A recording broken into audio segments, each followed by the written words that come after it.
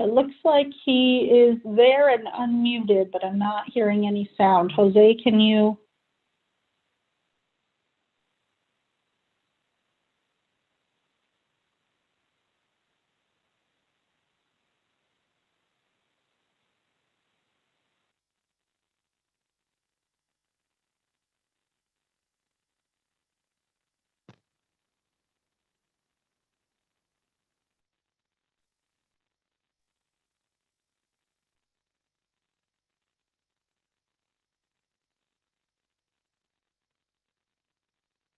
Jose, if you can hear us on, did we lose him?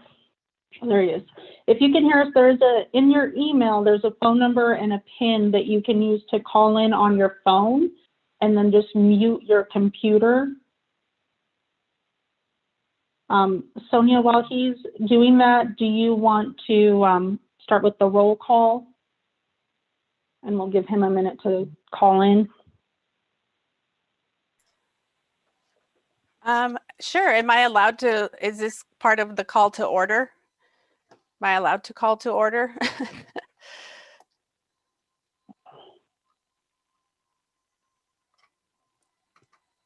I'll just go through the names, and if you all can answer after your name is said, just so that we can check your mic as well. Town of Sahuarita, Beth Abramovitz. I'm here.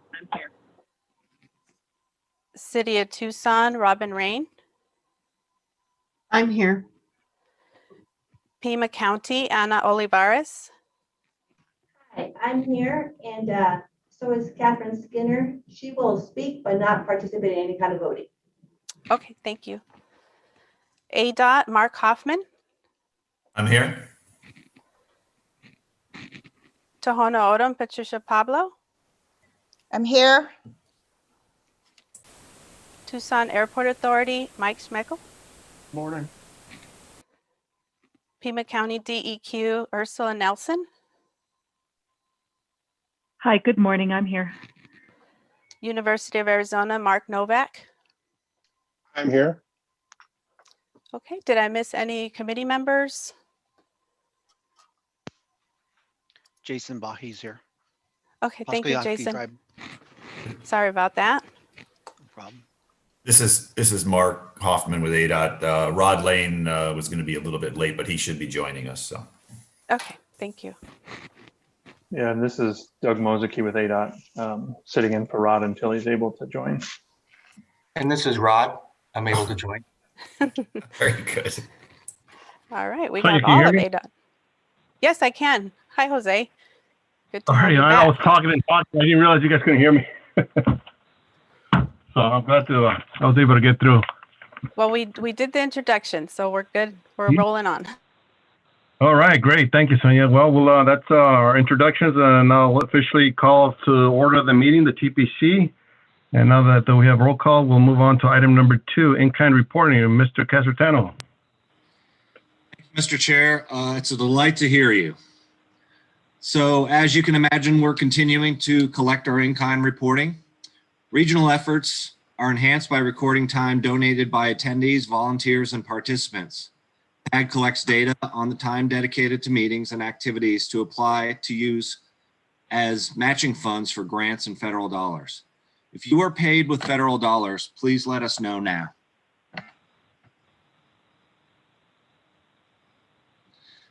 Time spent in preparation for this meeting will be estimated by PAG staff who are knowledgeable of the agenda and meeting materials. At the conclusion of this meeting, the session report will automatically calculate your time spent in this meeting. Time spent working on PAG RTA initiatives, programs, and special projects may also be eligible for consideration for matching funds. Thank you, Mr. Chair. That's all I've got. Thank you, Mr. Casartano. Moving on to item number 3, approval of the August 19, 2020 meeting. This is an action item. Can we get a motion for approval? Anybody? Motion to approve. I make a motion. To approve. Can I hear you? Can I get your name? That's Sarita. Thank you, Beth. And then we have a second. Who's the second? I second Jason Bahi. Jason, thank you. Okay, any questions? Hearing none. All those in favor signify by saying aye. Aye. Aye. Aye. Any opposed? Hearing none, motion carries. Thank you. Moving on to item number 4, FY 2022-2026 TIP Development Process Update. Mr. Brown.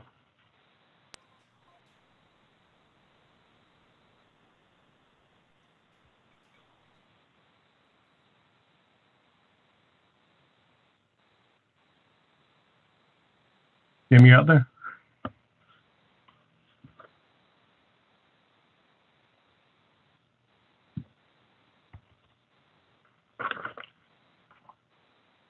Jamie?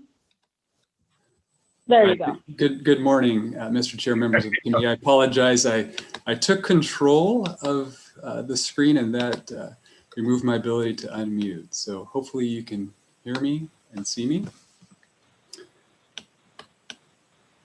Mr. Chair, can you hear me? Yes. Yes. Okay, Thank you. I appreciate the opportunity to provide an update on the process to develop the fiscal year 22 through 26 PAG TIP.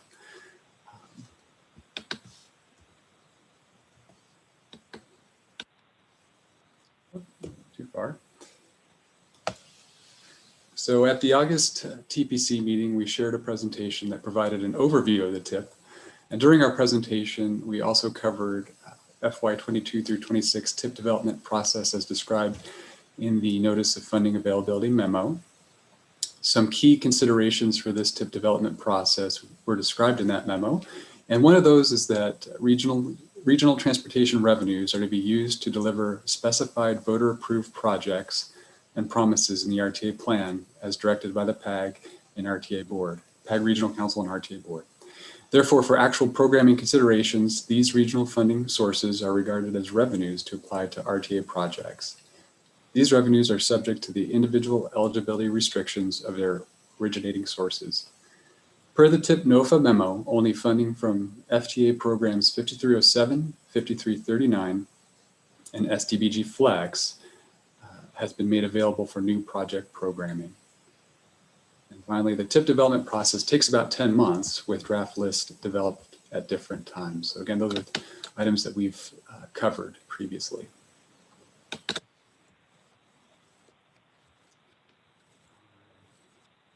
Since the August TPC meeting, a number of meetings have occurred with the goal of developing draft TIP project lists that are fiscally constrained. These included individual member jurisdiction meetings in September, 2 TIP subcommittee meetings in October, and transit working group meetings in August, October, November, December, and January.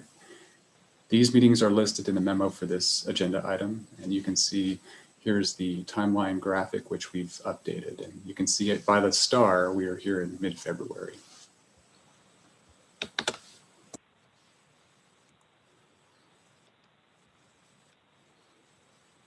Okay. The TIP subcommittee and transit working group reviewed 3 lists that are in your packet. These include the draft RTA project list. This one was reviewed by the TIP subcommittee in October.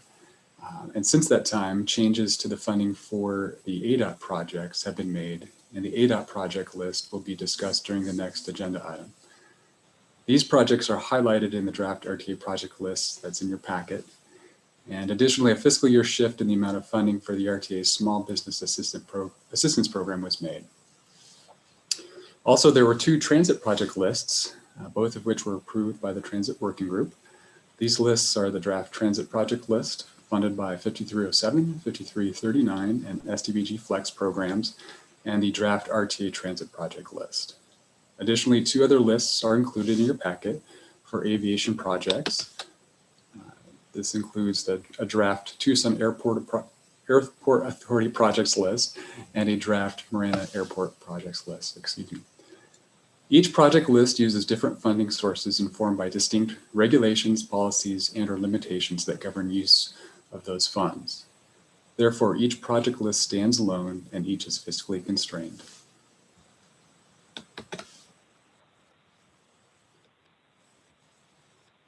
With regard to the draft RTA project list, RTA Board Vice Chair Mayor Bob Tesso sent a memo to the RTA Board on February 12th stating that the RTA's draft fiscal year 2022 through 2026 financial plan demonstrates the RTA's commitment to fund the RTA projects to the 2006 ballot amount in compliance with RTA Board policies.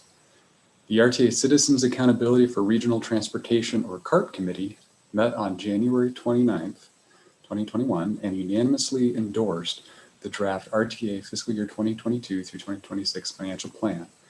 This was acknowledged in Mayor Tesso's memo, as well as the February 16th memo from the CART chair. Additionally, Mayor Tesso's memo refers to the RTA IGA amendment process as the mechanism for considering supplemental funding. He stated, for project delivery, the RTA contracts with its respective member agencies to plan, design, and construct RTA projects in compliance with RTA policies and procedures. Project costs above the ballot amount will be reviewed by the RTA for consistency with the RTA plan as spelled out in the intergovernmental agreement. At the RTA Board's discretion, cost overruns may be funded by supplemental RTA funding if there is funding capacity in the RTA budget or by other available regionally dedicated dollars. This would be determined on a case-by-case basis and require approval of an amendment to the project's intergovernmental agreement. The CART chair's memo also stated that RTA Board's approach in addressing supplemental funding on a case-by-case basis and programming funds in the actual year that the funds are needed is a fiscally sound and prudent approach in delivering projects. The RTA Board may seek recommendations from the RTA Technical Management Committee and other committees. TIP amendments can be processed to reflect any updates. In terms of next steps, the draft project lists will be shared with the Management Committee and Regional Council next month. Also in March, the proposed fiscal year 2022 through 2026 TIP will be presented to the public through a virtual open house format, and the projects will be modeled for air quality conformity and Title VI conformity. Final approval of the 2022 through 2026 PAG TIP is anticipated to take place at the May PAG Regional Council meeting, following TPC and PAG Management Committee review, as well as the 30-day public comment period and public hearing. And the virtual public open house events are scheduled for Thursday, March 18th from 4:30 to 6:30 p.m. and Friday, March 19th from 10 a.m. to noon. Through the Zoom platform, the 1-hour program will be repeated during the 2-hour time blocks. As with previous TIP open house events, participation from a representative of each member agency is kindly requested to help answer project-specific questions. PAG staff will reach out to request participation, and hopefully many or all of you receive the save the date notice that Sonia sent. We're promoting the open houses through a variety of channels, including bus posters, social media, email, and a news release. And with that, Mr. Chair, members of the committee, thank you for the opportunity to introduce this item. Other staff members and I are available to take questions.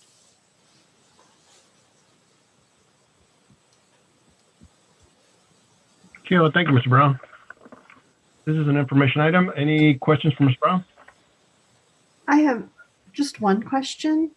I don't believe we've seen the rest of the TIP, and as I understood your schedule, Mr. Brown, the open houses start in a month. Will we see the rest of maybe the smaller projects also in a list at some point? Yes, thank you, Mr. Chair, Ms. Rain. Our plan is to have a full draft of the fiscal year 2022 TIP, or 22 through 26 TIP, available prior to the open house events in mid-March. So we're working closely with our technical services team to run the model, develop the performance assessment, run the air quality conformity analysis, develop the maps, do the Title VI analysis. So there are several steps that need to take place before the whole draft TIP will be ready. But ideally, we would have it at least 24 hours before the first open house, and even preferably a week ahead of time. So we will have that available to our TPC members, other subcommittee members, and the public before the open house events. I hope, does that answer your question? Mr. Chair, Mr. Brown. Any further questions? This is Catherine from the county. Yes, Kevin. So when we see the full tip, as you just discussed, will it be in the format where we're more accustomed to reviewing it at by each agency rather than a compilation of various packages put together?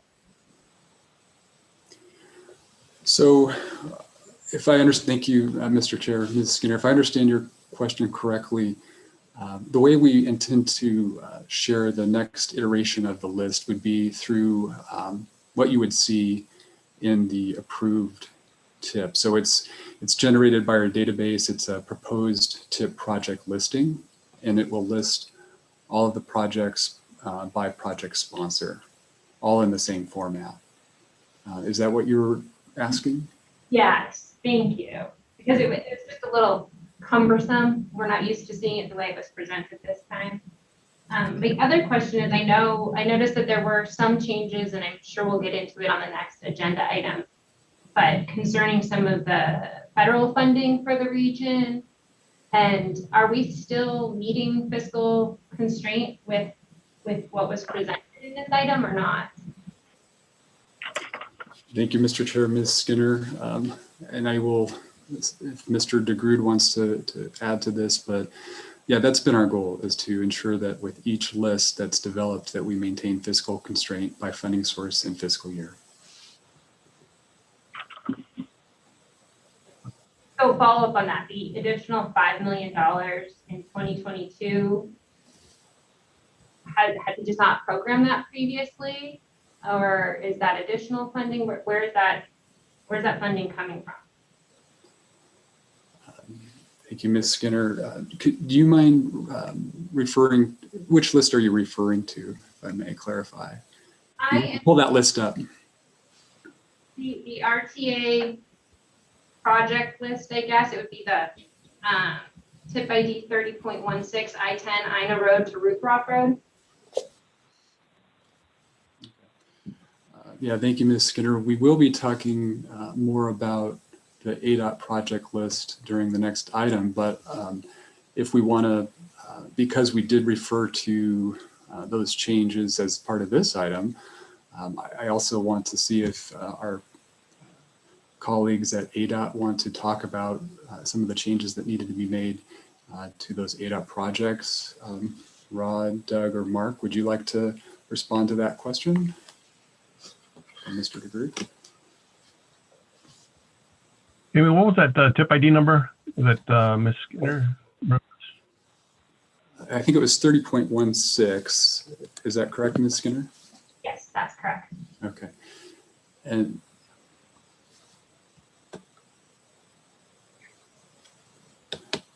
Mark, did you want to touch on any of the needs for adjusting the funding for that particular project, or Mark, or Rod?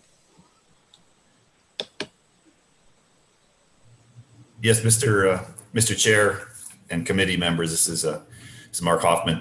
So there were, in developing the 22 to 26 program, there were adjustments due to what we call RAC funding that comes to the region. And this is what we refer to as ADOT STP, and that is programmed through the PAG process. There was due to COVID, there was a reduction in funding over the 5 years to the ADOT program.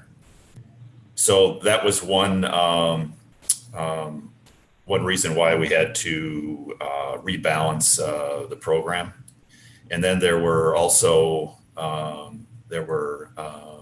cost updates to the Ina to Ruthroff project, and adjustments were made to that to keep the program fiscally constrained. So hopefully that answers the question. That answer the question? Well, my concern was specifically with the STBG funding that RTA board has said needs to go to RTA projects.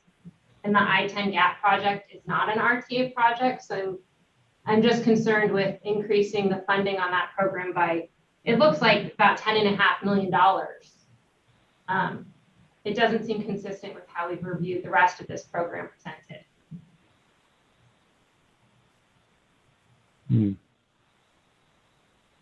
Okay. Well, if I may, I know we'll be talking more about some of these changes during the next item, specifically about the ADOT project list. Perhaps that's another opportunity to get into more details about all the changes that have been made since the October TIP subcommittee meeting. Are there any further questions? Or did that answer the question, Ms. Skinner? We can put off getting into detail on that item until the next one. I do wonder, is there additional funding we anticipate getting in the region? Are you guys programming, on your end, looking at different numbers than what we're looking at on the pages presented? Because I know that in other conversations with other committees, it appears that there's far more money in this region than what's presented on these pages. So are we aware of any specific, maybe additional STP disbursements that are coming to the region that should be brought up in light of us drafting this financial plan? Not aware of that. Thank you, Ms. Skinner. And sorry. I was just thinking, I think that might be a question for maybe, who else is on board? Is it Jim DeGue? Are you there? Yes, I am here. And with respect to the prior question, we have been treating the I-10 Ina to Ruthroff and the I-10 Ruthroff TI as a combined project, at least as it relates to the RTA funding, which, as you recall, was $59+ million. We are still at or below that amount in terms of the total aggregate amount of regional funds applied to that project. I don't know whether that helps in terms of the question that you raised, Ms. Skinner.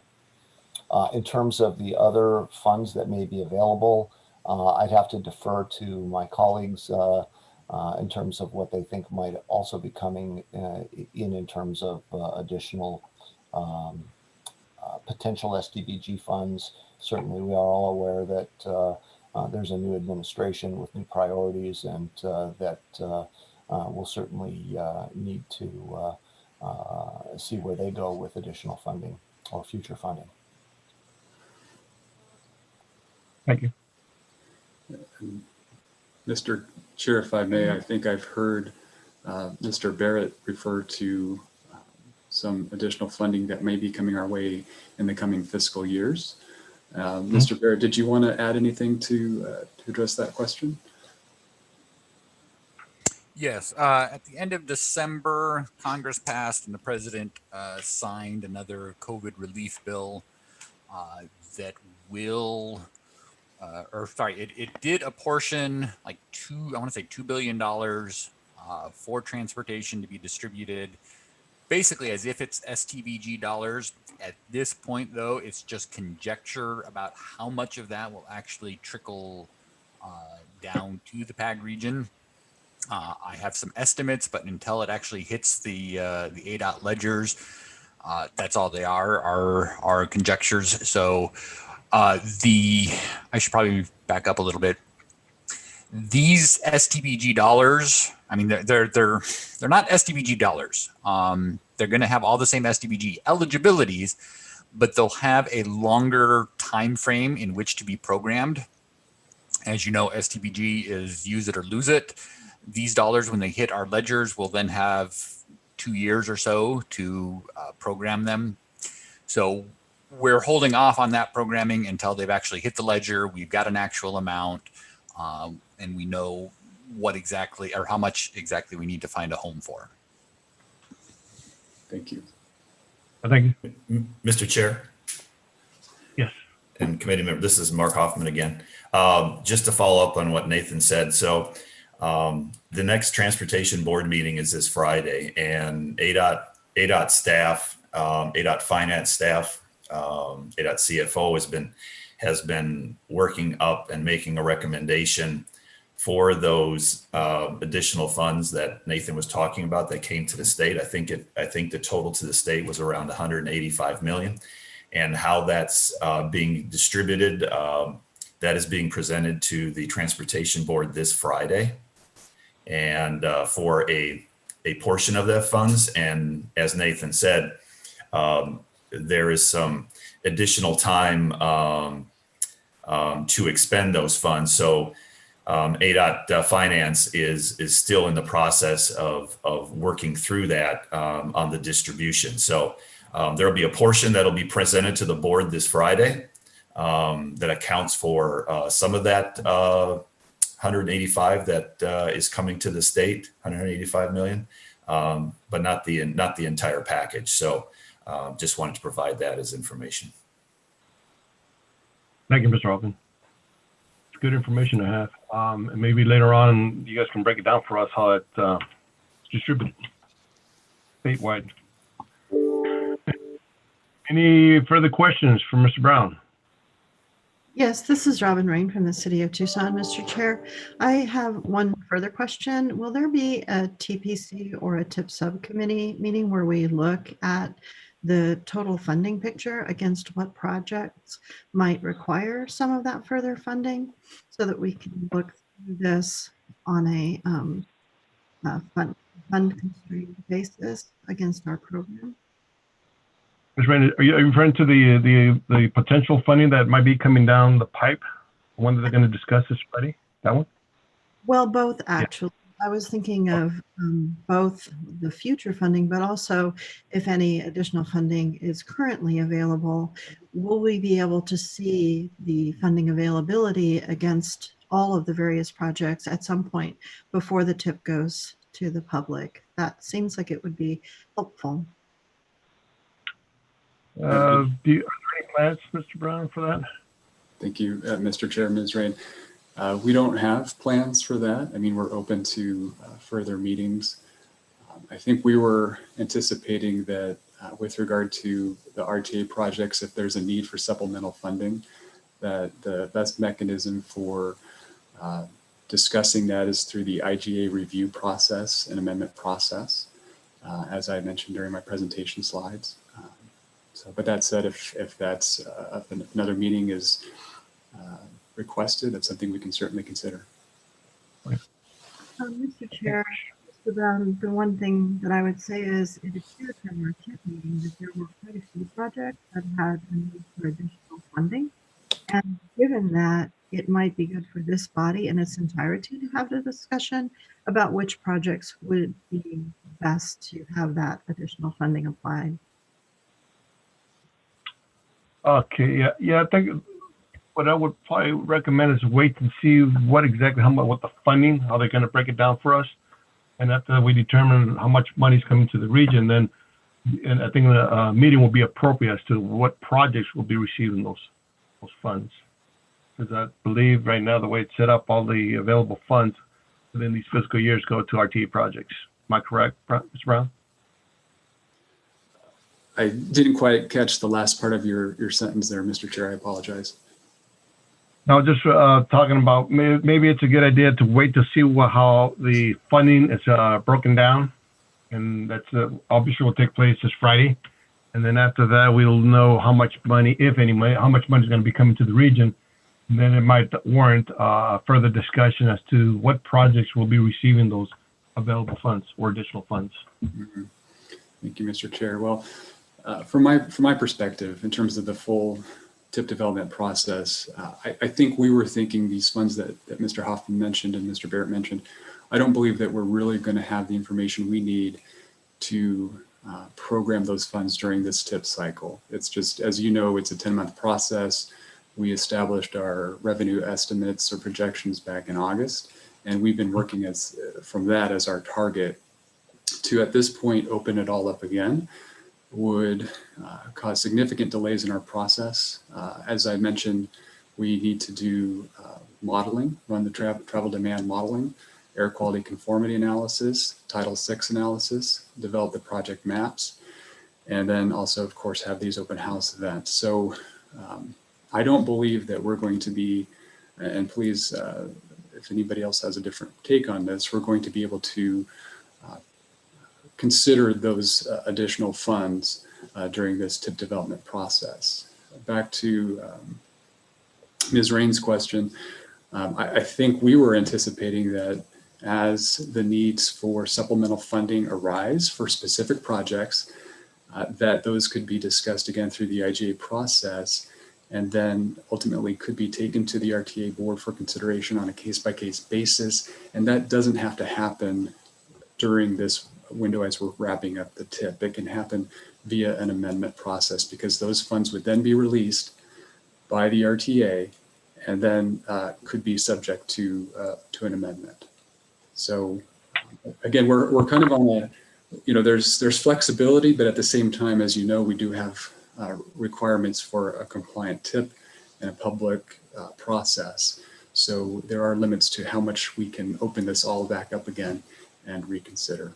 But I would also invite other members of staff to chime in if I've misspoken. Thank you, Mr. Chair. Thank you. Yeah, I think we're a little bit too late into the game to maybe start up the TIP process again. I think we got to move forward at this point in time, especially now that we have open house meeting scheduled within a couple of weeks. So I think we're just, at this point in time, I think we just move forward, and then if there is available funds, we'll deal with those later on. Any further questions? Yes, Mr. Chair, this is Anna. Yes, Ms. Olivares. Yes, so maybe I can get some clarification. I know where Mark mentioned the COVID funding that would come. I have a question about, Mr. Brown just mentioned that we settled our revenues back in August that we're funding the 22-26 plan. We know that those revenue projections were very conservative, and that there's more actuals actually came in. We know this because this happened with our own funding source within the county. So that there's additional money coming into the region. I don't consider that supplemental funding. I just consider that higher projections that come into the region. So that funding isn't programmed currently, is my understanding, unless we're going to learn in the next item that is being programmed on the I-10 widening project. But I think that's a question. When are we going to see that total, and how can it be programmed in the next year, especially if we do our TIP every 2 years instead of every year? And I know that the State Transportation Board kind of delayed their approval of their project last year for similar questions, because there wasn't really clarity on how much money was really coming, and they waited a few months. I don't think that it would really damage us if we waited a few months and we adopted a TIP a little later. ADOT was able to do that. They're right back into doing it again, of course, but that way they were able to program a little better with more actual information of the funding that came in place. Thank you, Ms. Olivares. I believe the money, or the projections that we used to distribute the funds, it was approved by this same committee, or I forgot what committee it was that looked at the revenue projections, and we base the allocations of those funds to various projects based on that projection.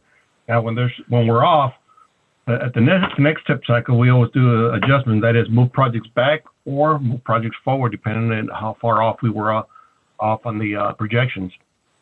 This one's a little different because it's every 2 years instead of every year. We're gonna have to look at the process as to what can we do if our projections are off, and if there's all of a sudden additional funds.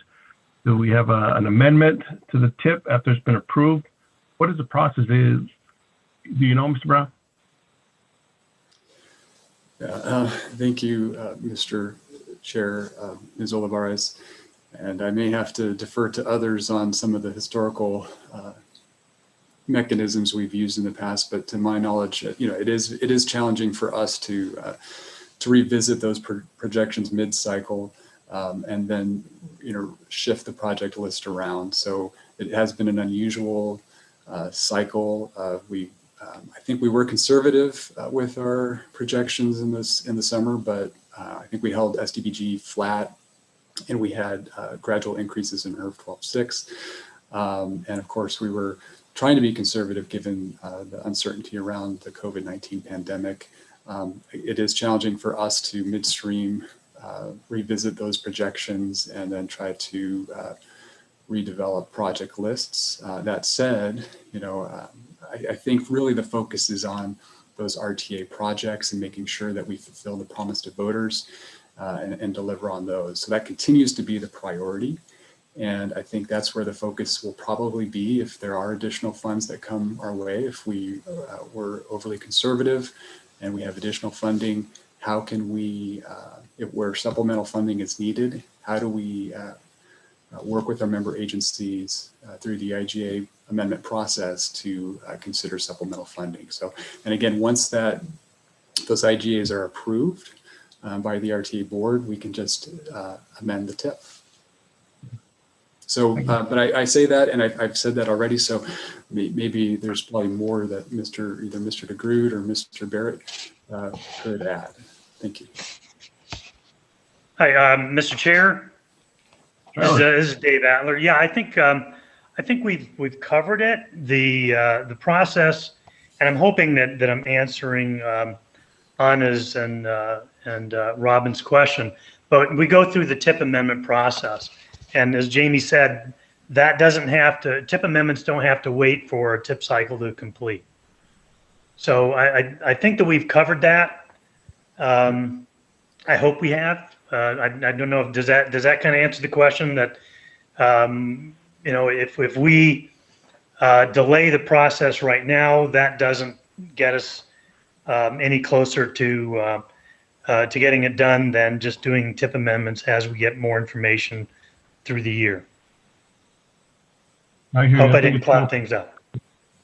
Pardon? I think it's appropriate to deal with these additional funds through TIP amendments and move forward with the approval of this TIP 2226. Any further questions?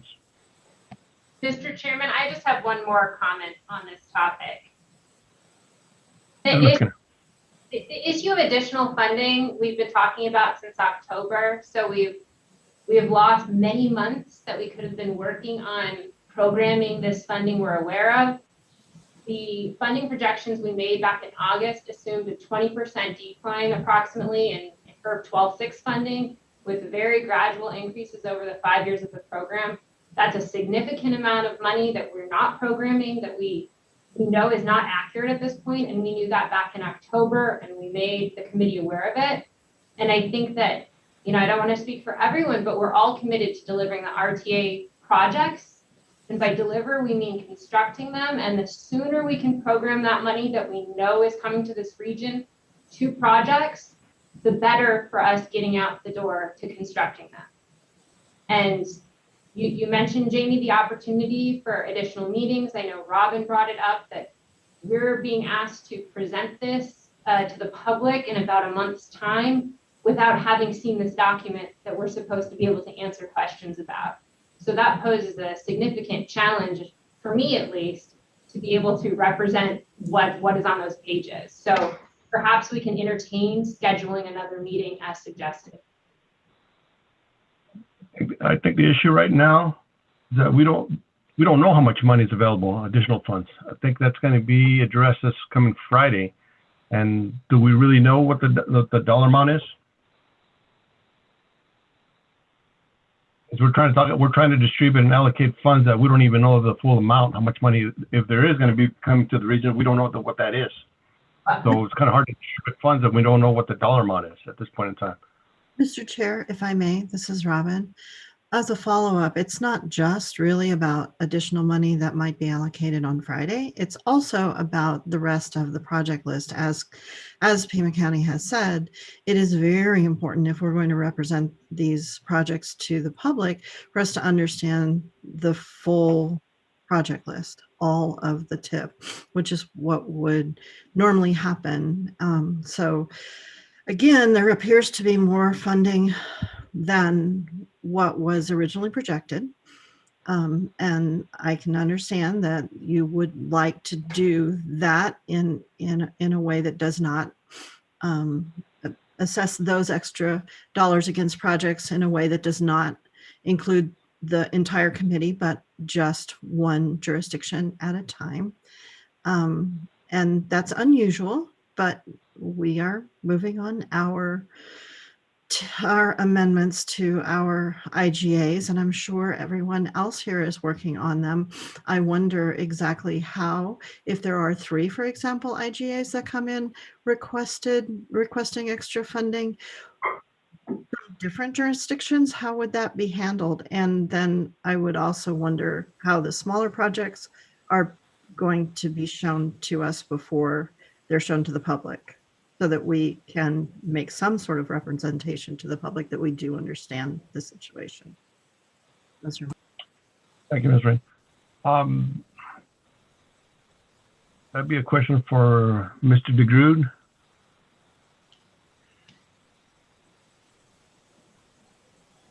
Well, what I can offer is that we do know that the revenue side is very much in flux. We have an approved set of revenue figures that we took through the TIP Finance Subcommittee. We know that they're a bit stale. They were the basis for this, the development of this TIP, and we will produce a fiscal constraint table that will be part of the TIP that will identify, even under the current circumstances or the current financial picture, that there are funds available for additions to those projects that are in need of funds that can be handled on a case-by-case basis. And I think the way to move forward would be to continue to monitor those projections and how that fiscal constraint table changes over time. And with that information, I think the board will have the ability to make decisions on the various projects. And I think in terms of how we're envisioning this moving forward, and I know Ms. Rain made a reference to multiple projects coming in at the same time. I think we need to look at project readiness, and projects that are underway or very close to going to bid really should be the ones that we look at first. And I know there are a couple of them that are either underway and in need of funds or very close to that. So those would be the first ones I would expect us to visit. Hopefully that helps. I know it's not a clear, it doesn't solve it through the end of the RTA, but I think this is the way we would be approaching the process going forward. Thank you, Mr. Groot. Mr. All right. Chair, this is Anna. I just want to, before we close the loop on this, we talked about the supplemental funding or additional funding going through the IGA process. So the current policy for the TIP is that the reprogramming of available funds shall go through the regular TIP process. So that's our current policy for programming of any additional fund that comes to the region. So the IGA process is not the correct process to do supplemental funding or any additional funding. I just wanted to point that out before we continue down that path.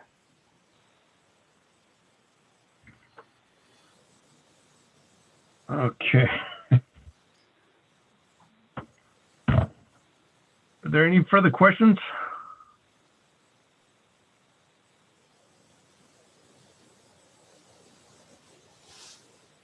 I'm going to have to continue this conversation here. Hearing none, let's move on to item number 5. I'm sorry, yes, number 5. Review for the draft FY 22-26 ADOT project list. Mr. Brown. Thank you, Mr. Chair, members of the committee. Let me just regain control here. There we go.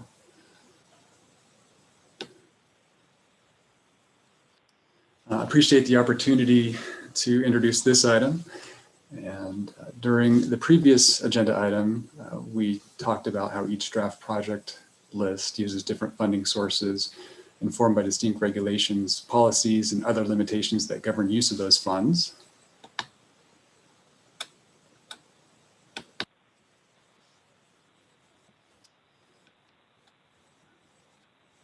And the draft ADOT project list for the fiscal year 22 through 26 TIP coincides with the PAG program within the ADOT State Transportation Improvement Program.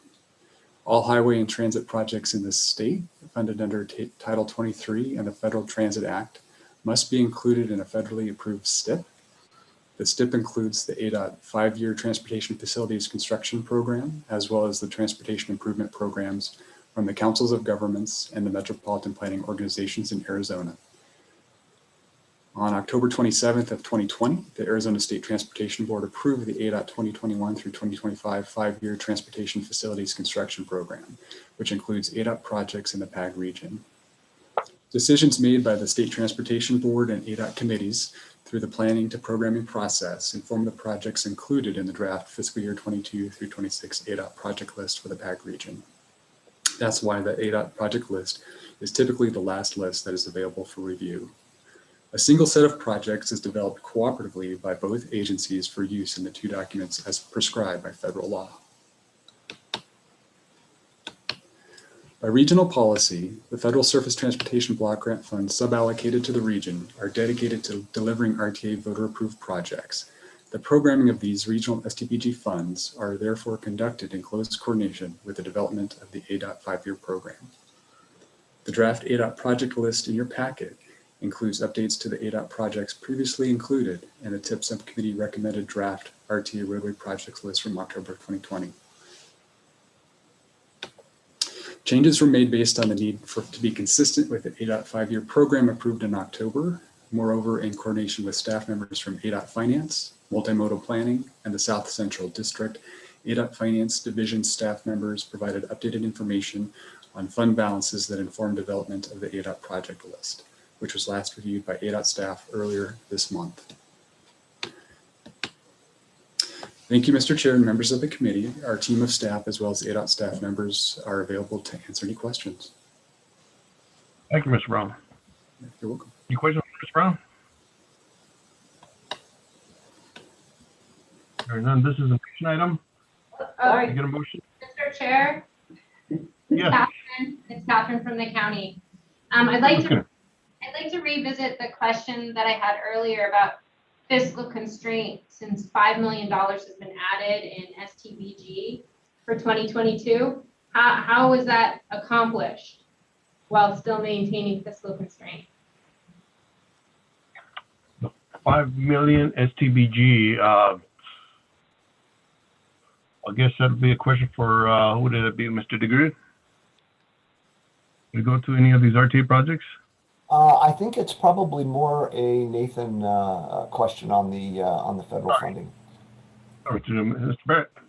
Yeah, this is an interesting and unusual situation. Every year over the last couple of years, as part of the congressional appropriation process, the budget, the federal budget, the Congress has set aside some general fund dollars to be distributed to states, COGS, MPOs, as if it were STBG. Very similar to this COVID relief stuff that we just talked about. So what we've had was this bundle of, we've received this bundle of dollars that were basically STBG dollars, right? To distinguish it between STBG, which comes out of the Highway Trust Fund, and these dollars, which are coming to us from the general fund. These new types of dollars are called HIP, Highway Improvement Program. And they do not expire at the end of a fiscal year. They're good for 3 or 4 years. So a year or two back, the last time they did this, we received this bundle of dollars that just never got programmed because we received them in the middle of a TIP development cycle. And because they didn't go bad, there was no time pressure to program them. So this $5 million is actually STBG that's sitting on our books in the current fiscal year, in fiscal year 21, but they don't expire in fiscal year 21.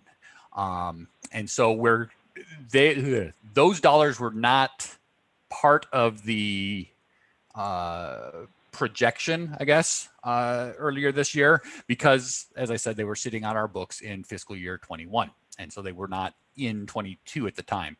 But because they're HIP dollars and they don't expire at the end of 21, they don't go bad, they'll carry forward into 22.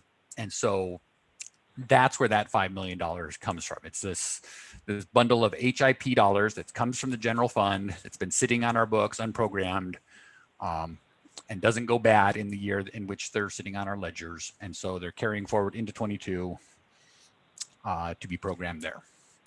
I'm not sure if I was very clear in that answer, but let me know if I can take another stab at that. If I may, Mr. Chair? Yeah, go ahead, Mr. Brown. The one thing I did want to add to this conversation is, my understanding is that the I-10 project, the widening project, will be combined with the Sunset I-10 to River project. And so I don't know if ADOT would like to speak to that, but I think that that's something that's in development as well. So in case it's relevant. Thank you, Mr. Chair. So this is Rob. Can I say something? Yeah, Mr. Lee. Can you hear me? Yes. Go ahead, Mr. Lee.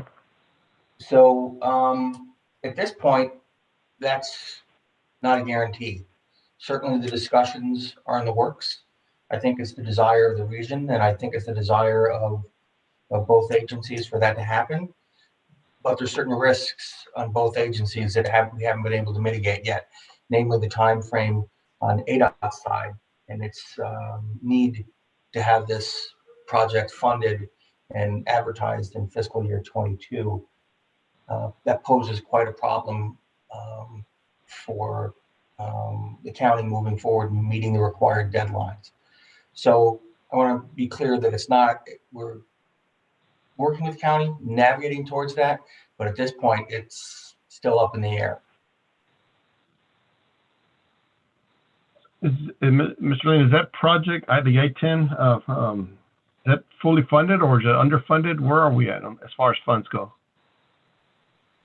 At this point, it's my understanding we're fully funded for ADOT's portion and not funded, and the county is probably better to address their section in terms of funding better than certainly I can.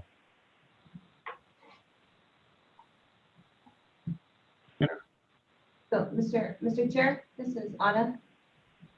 Yes, Ms. Oliver. So just, so Nathan, the additional money that we're talking about is congressional bundle of money that came to the region. Did it come to the region, or did it have to be used on an ADOT project that is not an RTA project? It came to the region as if it were STBG. So it has all the same eligibilities, restrictions, etc., as if it were STBG.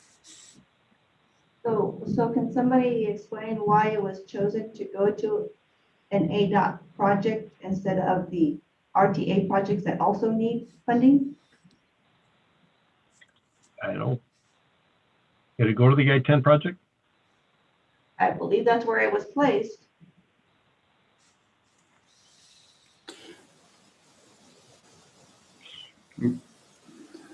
And was that due to, this is Rod. Jim, was that due to past agreements? Was that due to past agreements, Mr. DeGrood? Sorry, I was multitasking and trying to pull up a spreadsheet, and it hid my my mute key. Yeah, if you'll recall, on the I-10 Ruth Roth interchange, The I-10 Ruth Roth interchange had $59.364 million programmed to it in the RTA plan. We have been deeming that as a combination of the Ruth Roth and Ruth Roth to Ina project in order to better utilize the STBG in terms of meeting that commitment to ADOT. At this point in time, ADOT had identified that they were short of funds and that we had STBG funding available. We still have not reached the funding amount that was identified in the RTA plan. So this is compliant with the RTA plan to spend this money on that project. I hope that clarifies the matter as to why it was being placed there. I would also add that if those of you who those of you part of the development process will recall, we had a great deal of difficulty trying to find other projects within the region that could absorb the STBG funds.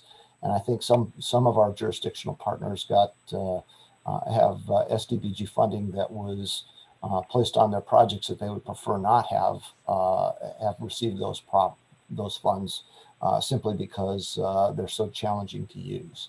So we've been trying to keep those funds focused on ADOT projects that can utilize those STBG funds efficiently, and that's what we've been doing with it.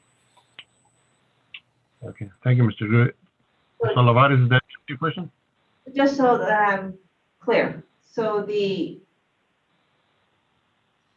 decision was made there wasn't enough RTA money to give to the I-10 Ruth Roth TI project. Is that correct? Interchange? The interchange actually moved forward prior to our having the STBG money available for it. So ADOT undertook delivering the I-10 Ruth Roth interchange using its own funds, with the RTA providing the offsetting funding into the INA to Ruth Roth phase. So then the I-10 Ruth Roth TI was not short its 59 million of RTA, it was short of additional STBG money? I'm not sure I would characterize it as short. What I would characterize it as being met with those funds. Okay, because what I understood was there wasn't enough funding to construct the I-10 Ruth Roth TI. So ADOT provided that additional funding. And now we are paying it back by giving that regional PAG money to the I-10 widening project? The I-10 project from Ruth Roth to INA was being treated as one combined project that we were funding with a funding cap of the $59.364 million. It's shown as 09A and 09B in the tip.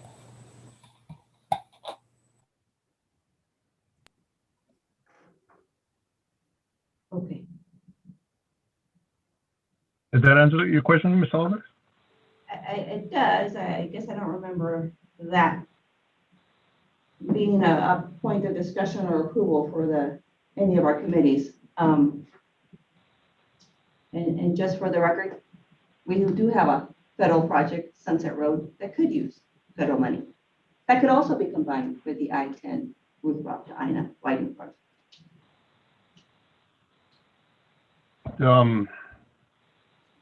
That's an RTA project, correct, Sunset? Yes, it is. If I may, I think that's everyone's goal.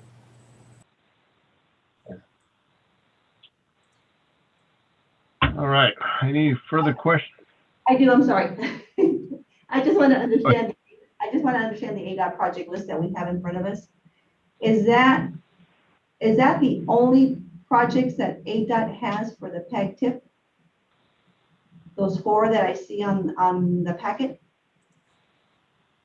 I'm curious, is the current and I know that ADOT is working on theirs, but their current program has a keynote interchange in fiscal year 22. Is that no longer in fiscal year 22? Is that going to move? Does anybody know? Mr. Chair, this is Shalane? Rob. Yeah. Yeah. So yeah, the keynote project is moving out into 1 year out. I believe that's going into, yeah, it's not in this program. We had to move it out. Moved it out to 2027? I believe so. I don't have it in front of me. Okay, so then similar to the Country I-10 and Country Club TI, it used to also be in fiscal year 22. So when I see it now, it's in fiscal year 2026. Yes. And do you know why that was done? Is that in compliance with the DCR implementation plan? As far as I know, it is in compliance because the order is correct. Country Club was supposed to go first. Keno was supposed to go second. So that's, if that's what you're referring to as the compliance, then yes. So I guess, is there any portion of that I-10 work in the 5-year plan? Just those two projects. But they won't start till 2026. Yes, yes. And then the Barraza Aviation, I see there's funding in 25 and 26. Is that moving out or is that in addition to what's currently in the program? Can you scroll down here? That is currently in the program. That is, I believe we may have programmed it earlier, but at this point it was RTA based funding. It was in the RTA plan for $19.6 million, and that we have placed out in the last year of the TIP, or last years of the TIP. Yeah, so it, in the current data, it's 23 and 24. So I just want to verify, we moved it out to 24, 25 and 26. It's not in additional. Yeah, and I believe that's designated as R, so right of way.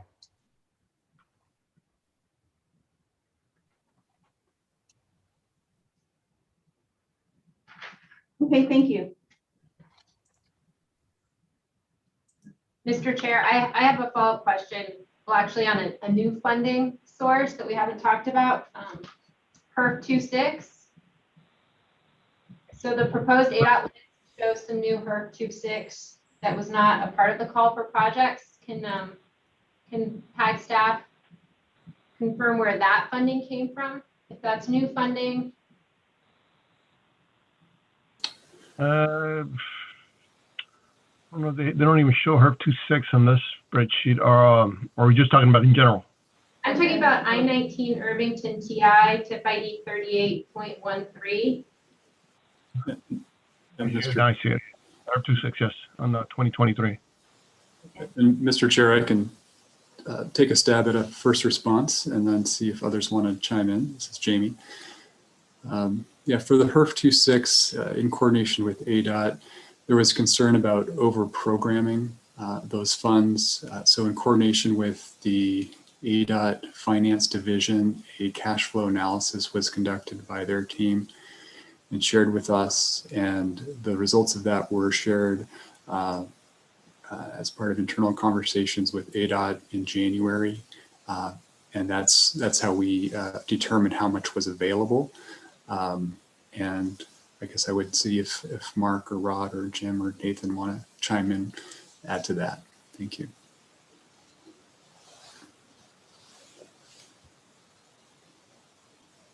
Shalane, Hoffman, anybody? I don't have anything. I think Jamie explained it correct. This is Mark. As part of the developing the ADOT portion of the TIP, again, going back, updating the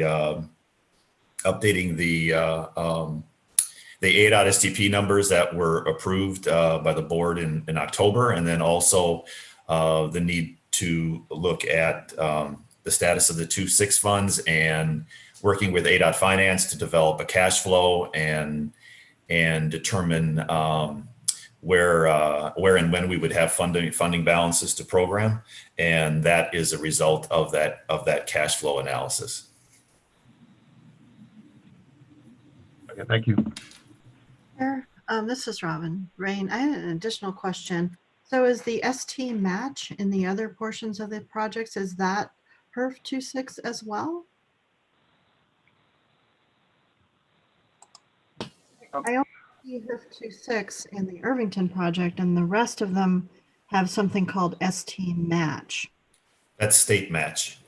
Right, and that makes sense, but is Yep. that also HERF 2.6 funding? It can be. It can count. It can count towards the match to the federal funds because it's not. It's local funds, so it's not federal funds. So we can use that to contribute to the match requirement.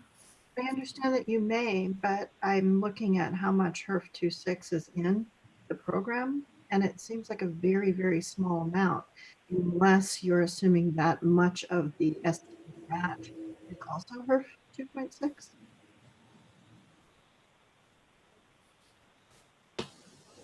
I got about less than $2 million if it was to be used as 2.6. Is that the question?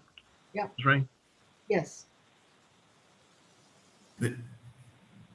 Barrow, what do we normally average 2.6 HERF annually? Annual revenues of HERF 2.6 are normally in the $4.5 million range. Right now, though, we are in a position of retrenchment with HERF 2.6 in that over the last 5 or 6 years, we'll say, the accounting of HERF 2.6 between PAG and ADOT has gotten out of sync because of differing ways in which we track the HERF 2.6. In our PAG tip, we have traditionally shown 2.6 in the tip as a declining balance. However, the way ADOT does things in their 5-year program, they only show new obligations or new encumbrances, if you will, in their program. And so there's been some misunderstanding between how, what we're communicating in the HERF 2.6. So for the next year or so, we're improving our internal processes. We've had meetings with ADOT about how to get regular reports on HERF 2.6, bring these into alignment. But for this tip cycle, we're deferring to ADOT's calculations on HERF 2.6 cash flow, which is uses a system that's a little bit different than what we normally do. It's a cash flow based rather than an obligation based analysis. What that means is the HERF 2.6 is going to look a little different this year than it has in previous years as ADOT and PAG work together to bring our systems into sync, into alignment, so that we can work better together in future years. So I would just say for this tip cycle, these are numbers that are coming directly out of ADOT Finance, their financial group. And yes, they're going to look a little different than what we've seen in the past. But I'm thinking by the next tip cycle, once we've aligned our processes and made sure that our reporting is clear going back and forth between both agencies, it will look familiar again in the next tip cycle. All right, thank you, Mr. Barrett. Did that answer your question, Ms. Rain?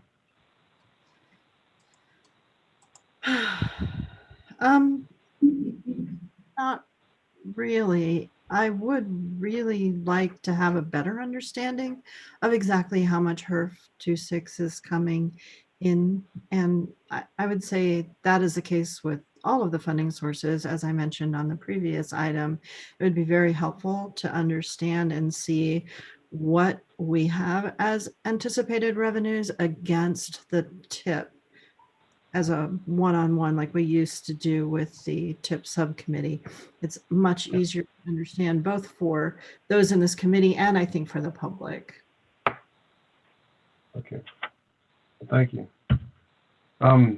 really want to move forward on this. Any further questions? Mr. Chair, I just have one additional comment I'd like to make. This discussion has brought to light that there's at least $10 million between HERF 26 and STBG that were not included in the call for projects. The only funding sources that were in the call for projects was transit funding. And then it's my understanding that 26 and STBG are regional funding sources. It's my understanding that they're to go to RTA projects, and it's my understanding that they should be programmed cooperatively. But it's apparent that they were programmed between PAG and ADOT. So, I think we need to improve that transparency. It's been an ongoing issue. It was an issue when the STBG became available a couple of years ago and was programmed through a last-minute amendment. And I think we need to try to improve these processes. We're available for meetings. We clearly want to have these conversations. So, I'd like staff to hear that and you to hear that, Chair. These are important items for the region. So yeah, that way we get a good, clear view as to where the money is coming from and where it's going to. All right. If I may, Mr. Chair. Yes, Mr. Brown. Thank you, Mr. Chair, and thank you, Ms. Skinner, for your comment. I think I just want to add that my understanding is that with HERF 26, that does not fall under the policy of the RTA board to direct those funds to RTA, to delivering on RTA promises and commitments. That the HERF 26 is separate from that, excluded from that, and that we seek ADOT's recommendation for the programming of HERF 26 first, because it's to be used on the state right-of-way, within the state right-of-way. And then I would just say that we understand that your comment, your desire to meet, to talk about these things. I would say that this tip cycle and the previous tip cycle are unique because we're really focused on complying with RTA board policy and ensuring that we're delivering as promised as we are in the final years of the RTA plan. And that's where we remain committed, is making sure we deliver on those promises. And so that's where those the programming decisions are made. And just wanted to, I think that's important for this committee to hear, that that's really what's directing and driving these decisions. Thank you, Mr. Chair. Yes, you're right. The 2.6 are ADOT discretionary funds that go into state highways. I'm sorry, Mr. Chair, I have to disagree. I just saw a presentation from Nathan a little while ago about the regional funding and the 50% that comes to MAG and PAG. It just so happens that our regional funding is broken up into 12.6 and 2.6, but it is a regional funding. The only requirement is that it be used on a state facility. That's all. But it is a regional funding source that the region can allocate to needed projects. This is I wanted also that exact thing, Anna, that we have normally discussed those in this committee to ensure that the ADOT expenditures are going to regionally significant projects that we all agree are regionally significant.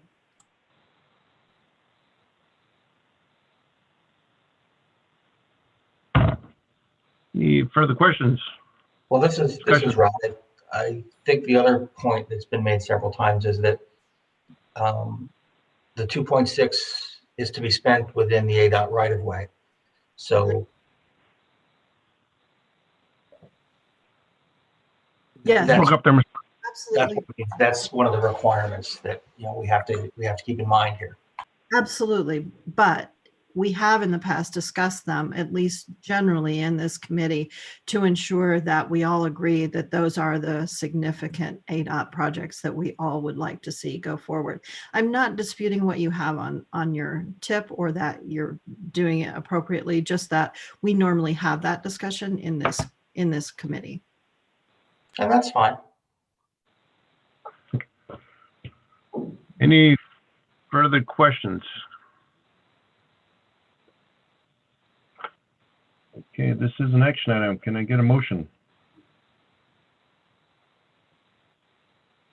Anybody? Mr. Chair, this is Anna. I'm not going to make a motion. I'm going to tell you why. So we have been working for the last year, speaking to the State Transportation Board, making clear what our priorities are for the Pima County projects for ADOT. And I see that 2 of them have been moved way out of the 5-year plan. And I don't understand why it wasn't discussed with the region about what was important to the region. So these projects were selected between ADOT and I can only assume members of PAG staff, but it doesn't reflect what we think is regionally important. So I will not be making a motion and we will not be voting in support of this. Okay, thank you, Ms. Lovett. Anybody else out there? Action item? This is Rod.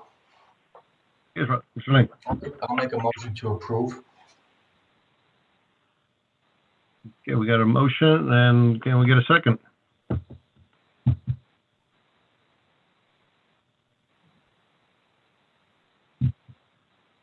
Anybody out there? Please unmute yourself. You want to second the motion?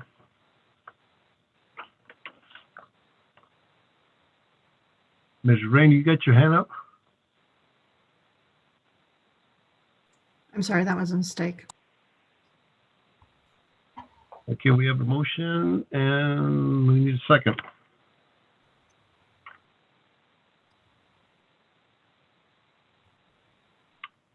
No second.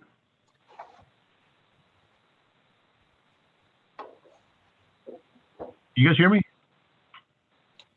I can hear you. All right, thanks. Just wondering if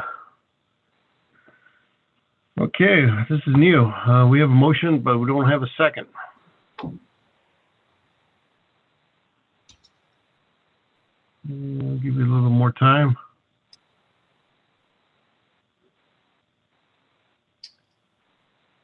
All right, we got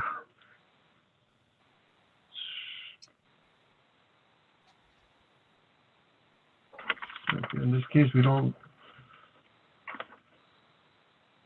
Mr. Elliott, in a situation like this, we have a motion, but we don't get a second. What's the process? Well, I think that means that the motion fails for lack of second. Right. So the item doesn't move as it stands. Anybody can make an amended motion, or they can, which could be to deny, or to continue, or anything along those lines. Okay. Anybody? And Jose, you can second it, by the way, if you want it. I mean, don't do it if you don't want to. Well, I want to give the committee an opportunity to voice in. I agree.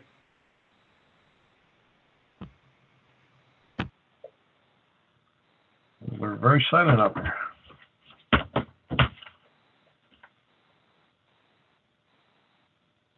Anybody? This is Rod. I have a question. Yes, Mr. Lane. Do we have a roll call of how many members are here? Yes, we have a roll. We got to get a motion before we get a roll call vote. You know what? I guess my point is I'm conferring a quorum, confirming that we have a quorum. Oh, that's a good idea, because I can't see anybody out there, and I don't hear anybody out there, so we might be the only ones talking out here. Well, I know that we have, I hear a few voices, but I'm not sure if that's a quorum, so I'm going to ask if we have a quorum. Sonia, can you take roll call? We want to make sure we have a quorum. Mr. Chair, this is Anna. I thought we did that at the beginning.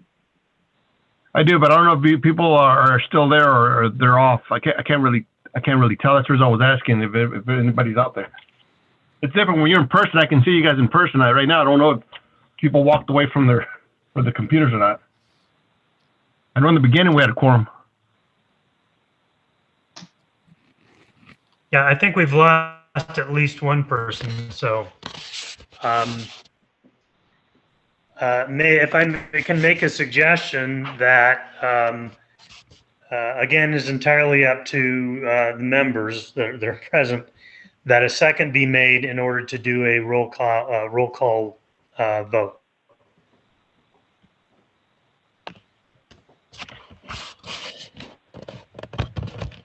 Out there? Okay, I'll tell you what, I'll second that motion so we can take a roll call vote. So we have a motion and we have a second. Any further questions? Yeah, hearing none, we'll take a roll call vote. Okay, Town of Marana wasn't here from the beginning. They're not here still, correct? No one here from Town of Marana? Marana, you here? Okay, Town of Sahuarita, is Town of Sahuarita still here? Beth? I don't think she's here. Okay, Town of Oro Valley? Here. Okay, Are we voting? are you voting yay or nay? Yay. Yay. City of Tucson? Robin Rain? Here. What is your, okay. Pima County, Ana Olivares? Excuse me, Okay. real quick. Is that a yes or Yeah. no? Aye. Thank you, Jose. City Tucson? City of Tucson vote? I'm confused. Robin Rain, was your vote yay or nay? Nay. Nay, okay. Pima County, Ana Olivares? No? ADOT? Rod Lane? Yes. Mr. Lane, are you still there? I'm sorry. Yes, my vote is yay. Okay. There's two Tohono O'odham? here. Tohono O'odham, Patricia Pablo, are you still here? Yeah, I'm gonna vote nay. Is Pascua Yaqui still here? Mr. Jason Bahi? He may have left. City of South Tucson? I don't think they were here from the beginning, so. Tucson Airport Authority? No. And I have Pima County DQ'd. Do they actually get a vote? No, they My do not. Oh, okay. I thought we did, but this is Ursula. All right. I'm fine. Sorry, Ursula. That's okay. So there were 6 votes and 4 no and 2 yeses. Okay, thank you. Motion So- fails. Mr. Arler, were you gonna say something? No, my apologies. Okay, well, motion fails, so doesn't move forward. So what do we do with this item here, Mr. Eller? Well, if it fails, we move to item 6. Unless, again, Yeah. there's a different motion that someone would like to make on this agenda item. Otherwise, you close it out and move to the next item. All right, yeah, here are no other questions. Let's move on to item number 6, alternative fuel corridor deployment plan update. Mr. Dustin Fitzpatrick. Yes, thank you, Mr. Chair. This is Dustin Fitzpatrick, Air Quality Planning Coordinator with PAG.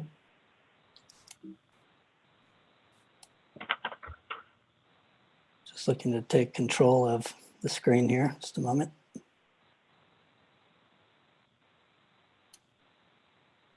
There we go. Okay, good morning, everybody. I'm going to be providing an update on PAG's Arizona I-10 Alternative Fuels Corridor Deployment Plan that we recently completed at the end of November last year. So a little bit of background on the Alternative Fuel Corridors program run by Federal Highway Administration. We received a grant at the end of 2019 to create a deployment plan for electric vehicle charging and CNG fueling.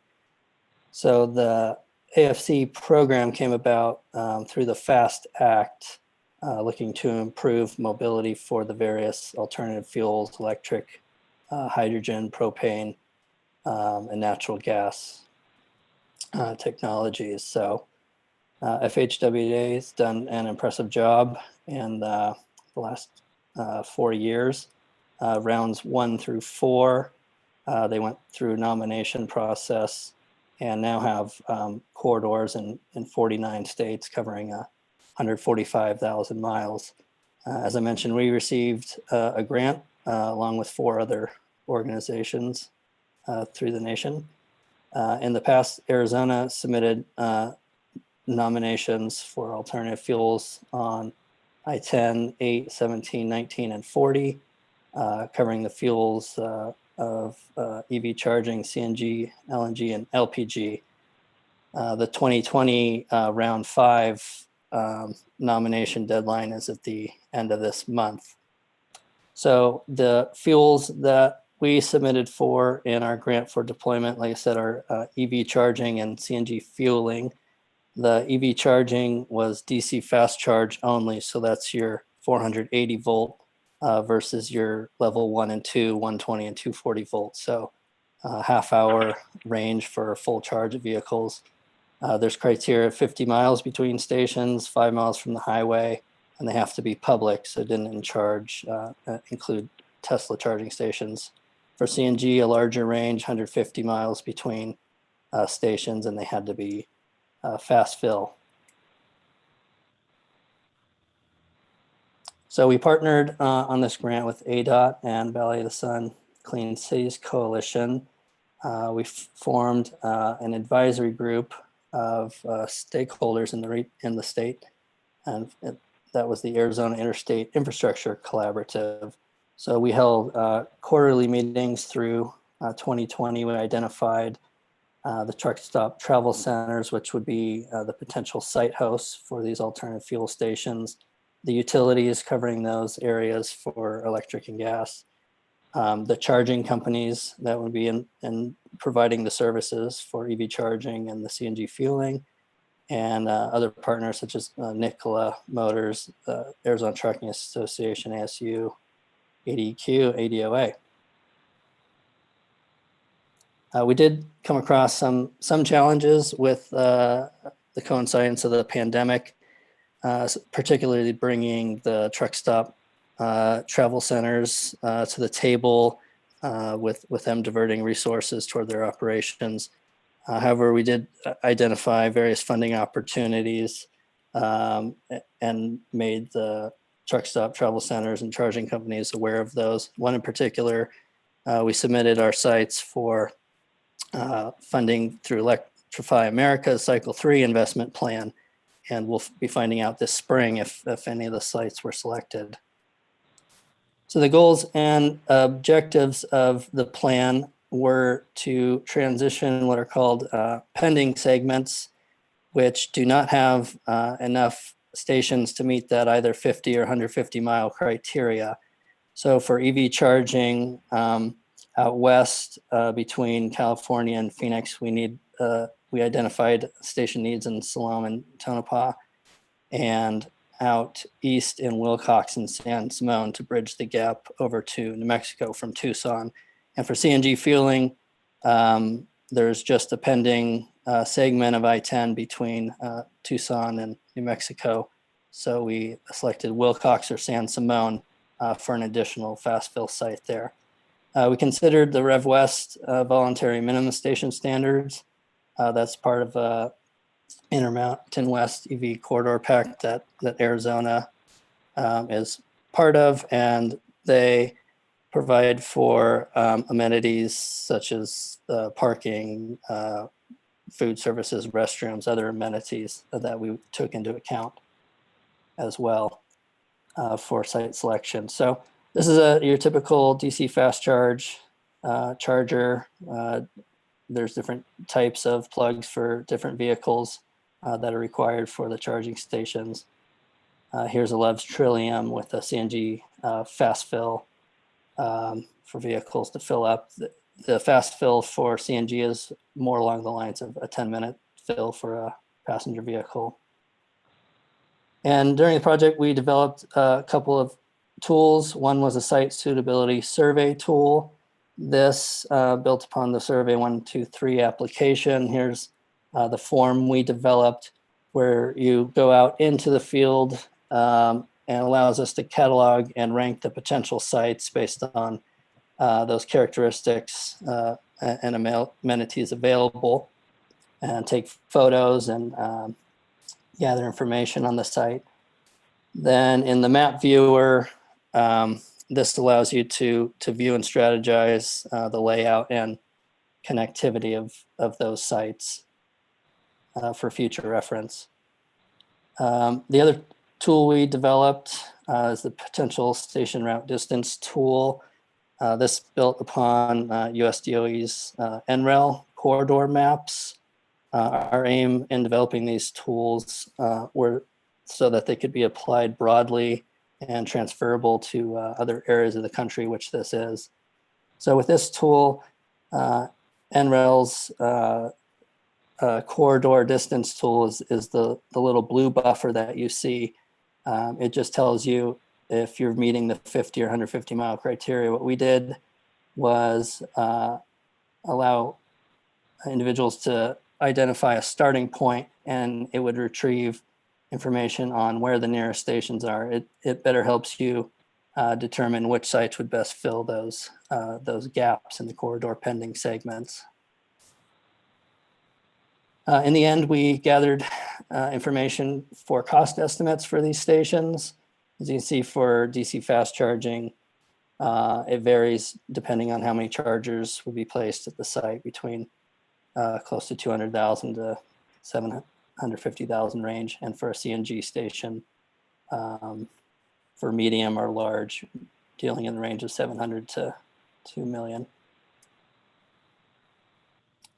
We also evaluated the CMAQ tool that FHWA has. The CMAQ funds are available in the state in any area for EV charging or CNG fueling. It's not restricted to non-attainment areas. So we programmed in the estimated emission reductions for each of these potential sites so that the facilities would be able to apply for and demonstrate their emission reductions for evaluation by ADOT. We evaluated the signage, the outfield program once, excuse me. There we go. The signage along the freeway, currently we identified that the MUTCD does not allow for specific signage. They require general signage. The general signage requirements have a category for gas. So we identified that legislatively would need to be changed to a fuel category to allow for the alternative fuels to be included, and also to allow for specific signage such as the Grand Canyon State Logo Sign Program to be available to these facilities. So as far as the air quality connection for the region, you can see here that our historical ozone trends have been just below the federal standard, and we remain just below the standard. The vehicle contribution, as seen on the right, of NOx is about half from vehicles. Of course, NOx and VOCs combine to form ozone, so it's important to reduce NOx regionally from electric vehicles. So having these sites on the highway, it of course increases EV and CNG infrastructure and expedites the adoption of zero emission EVs and less polluting CNG vehicles, which would benefit the region through improved air quality. If you're interested in viewing the plan, it's available on our PAG website. and welcome to take any questions. Thank you. Are there any questions?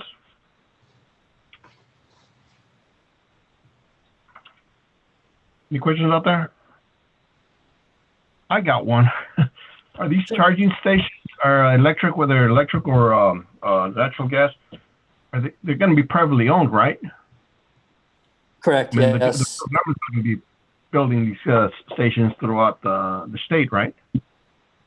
Correct. They'd be privately owned, and the most suitable locations are generally the truck stop travel centers. They have the infrastructure available and the parking and amenities that are most ideal for charging along the interstates. Thank you. There are no Mr. more. Chair, this is Ursula Nelson. Hey, Dustin, I have one quick question. And so this was a study, right, to evaluate possible or preferred locations. Is there any funding as far as actually installing any charging infrastructure? Hi, Ursula. Yeah, this project was to develop a deployment plan. And so, of course, that's one of the obstacles is the funding. Otherwise, the stations would be put in by the private companies, the truck stops, based on demand.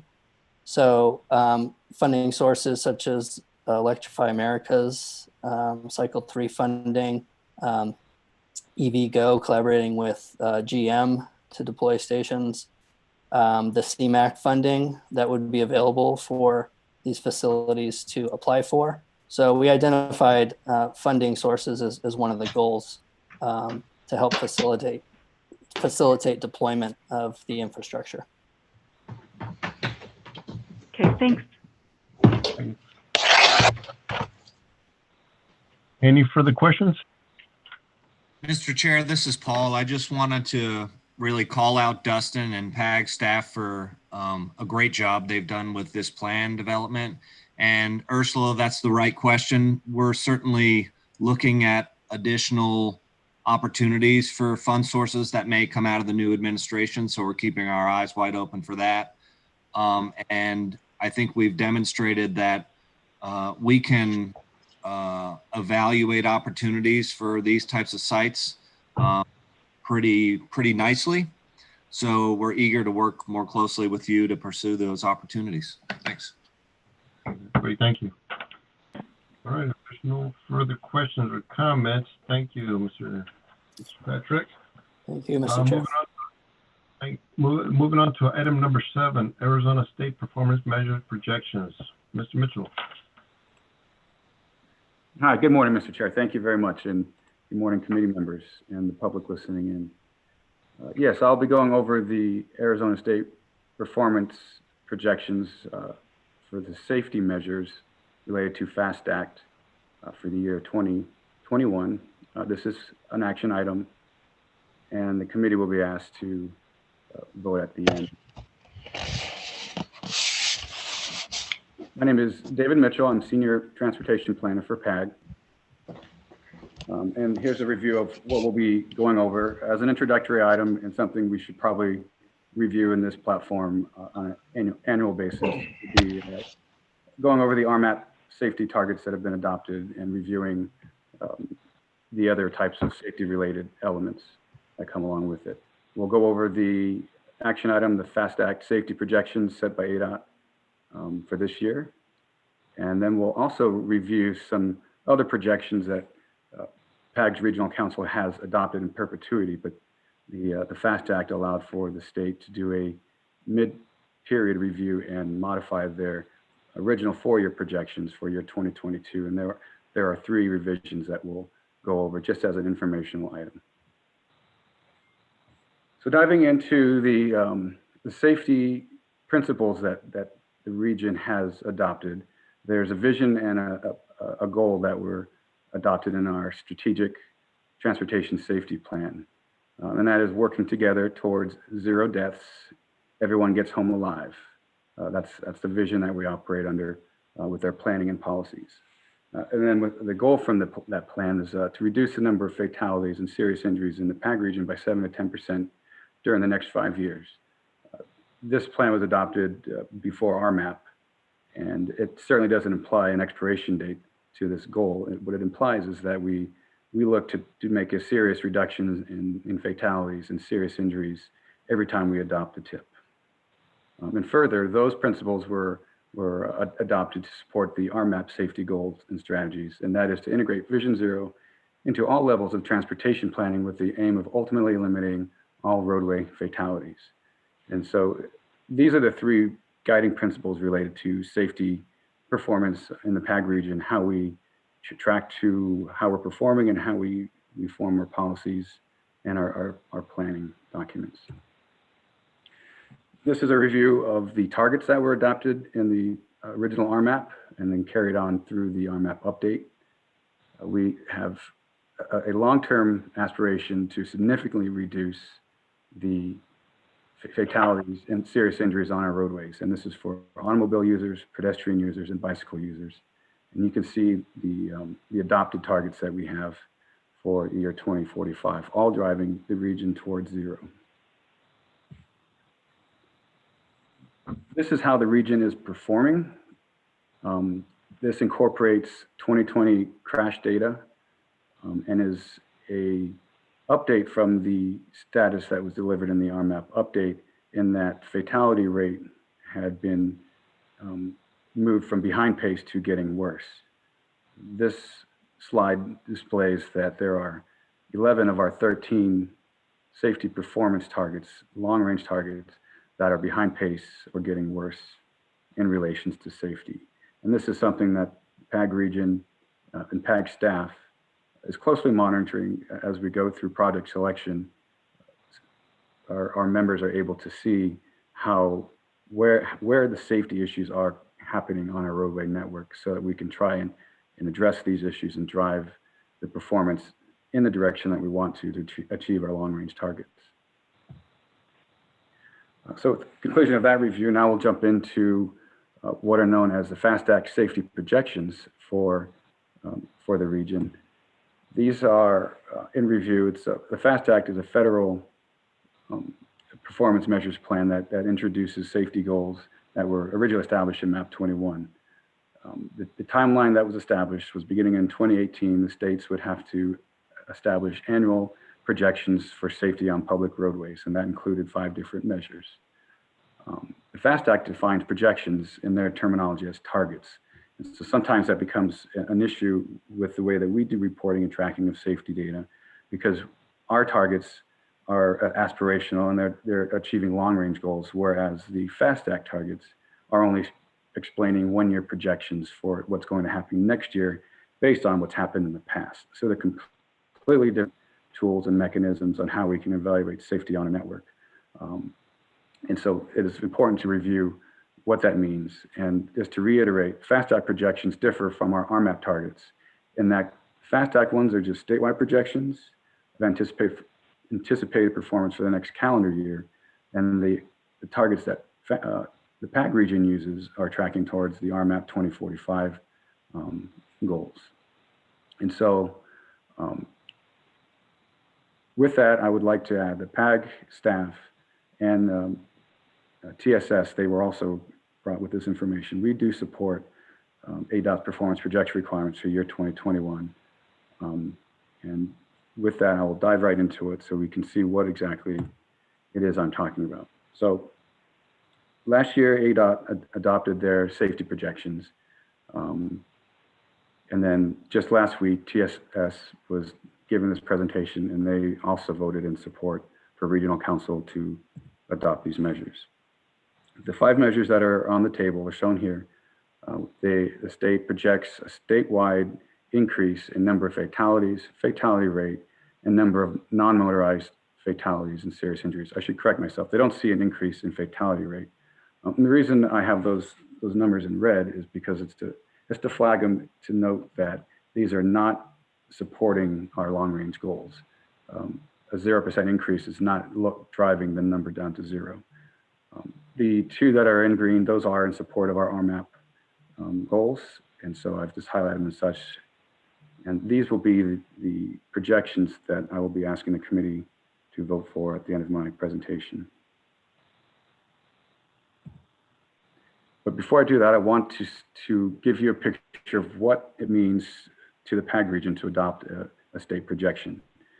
So for number of fatalities on the screen here, and all these slides and data are also available in the meeting packet that was sent out. In addition, supplemental slides that were presented by ADOT on how they came about their projection setting and their methodology are laid out there. But for number of fatalities, applying the statewide projection of a 1% increase, we will see a 2021 value of as displayed here in the gray column. The graph to the left, that is the actual 5-year average data for the PAG region, and we can see that we are on a steady, unfortunately, a slow and steady increase. So the state projection applied to that seems to be right in line with at least the growing trend that we are seeing with our historical data. Applying the same methodology, however, using the state's VMT figures, they project a 0% increase in the fatality rate for our region. I've also included data points to show where we initially started tracking this measure for FASTAC performance and for RMAT performance, and those will be in 2015. There's another data point that shows a 5-year average. Now, given that these are 5-year average data points to begin with, this just kind of explains us to where we might expect a standard deviation to apply for forecasting future data points. So it's really not a real data point, it's just an average of the previous. Looking at number of serious injuries on our roadways, this is for all users. We are experiencing a slow but steady decline in numbers. Applying the state projection of 4% decrease lands us to having fewer than 400 serious injuries on our public roadways. I would like to point out this time that we are using 2020 crash statistics that are not yet official. They are being provided to the public, but they are usually not official until July 1st, and that's to allow for edits to be made to the database. All the reports are entered in the crash database. However, there are some fatalities that result that were originally logged as serious injuries, unfortunately, and other clerical errors that may have been caught during a QC process. A lot of different reasons for that, but keep in mind these are preliminary figures, but just give us information that we have now. We also see the same type of decline in serious injury rate for the region. The state projection for that is to have a 6% decrease, as shown. And finally, for our bicycle and pedestrians, the serious injuries and fatalities on our roadway networks, the state projects a 1% increase from our 2020 value that will land us to the value shown here. So that concludes the safety projections, but with a real quick review of the other items. These are informational. As a review, these were adopted in 2018. They are known as FASTAC PM2 and PM3 performance measures. In 2018, PAG adopted their set of projections for 2022, and we did so in perpetuity. And then in July of last year, ADOT revised 2 related to pavement condition. And there is no action required of PAG, but as a courtesy to our members and the public, we would like to review the changes with you. Here are the 6 measures related to infrastructure condition, pavement condition, and bridge condition on the interstates and the NHS are displayed here. There are 2 columns of numbers. The one on the right shows the number that was adopted by regional council and when they were previously set in 2018. And then the remaining first column, those are the official projections that have been set by ADOT, and these are for 2022.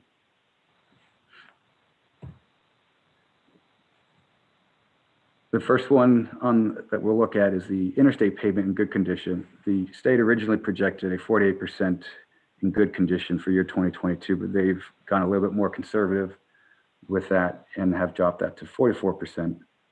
PAG region is performing very well with our interstate pavements. As you can see here, we are well above average.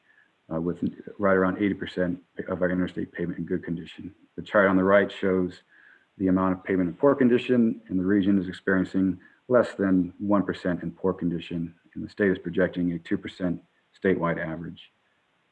And it's also important to note that only 104 center lane miles of our roadways, that's just barely over 1%, are on the interstate. So these numbers, while very satisfying, do not really tell the story of our entire network, but this is how our interstate is performing in terms of interstate pavements. Look at the non-interstate NHS, we see about the same as state averages for interstate pavement in good condition. The state projects a 28% statewide level of good. And for the poor condition, PAG has kind of rebounded from a steady decline, is slowly improving, but we are performing way under statewide averages, and their projection is 6%.